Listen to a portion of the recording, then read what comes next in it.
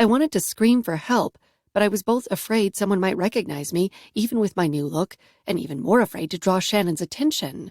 Maybe I could stand to just let this guy do his thing, and then slip back upstairs. It wasn't as if Shannon hadn't told me to stay in my room and keep my door locked. Even as I did it, I couldn't believe I was trying to rationalize the situation. As if it would be my fault this guy couldn't process the word no. The stranger shoved me down on the black carpeted stairs and stripped me down so fast I couldn't believe it had already happened. My clothes lay in a chaotic pile near my feet. I had barely enough time to try to wrap my head around anything that was going on, and whether or not I thought I could handle it better than the alternatives.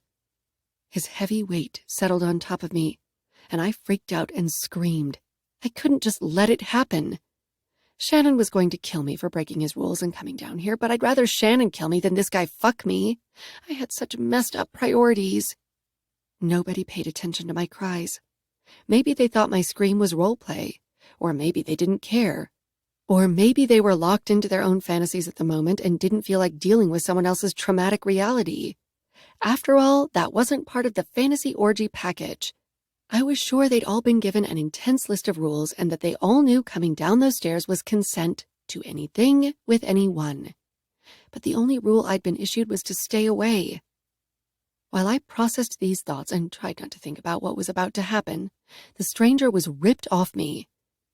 A second later, a guy in a gorilla mask had him by the throat against the wall. "Did she look like someone here for you to play with?" Shannon shouted. No, she's off limits." He turned back to the rest of the guests, most of whom were slowly coming out of the orgy fog to notice the commotion. "Everybody get the fuck out. Party's over." I pressed my clothes against me and slowly backed up the stairs. "Not you," Shannon said, eyes blazing with fury from behind the mask. I froze where I was. He'd never yelled. I'd never heard him yell before tonight. He was calm and methodical. I hadn't been totally sure he had the emotional range to yell, but tonight there was a new and very different energy about him.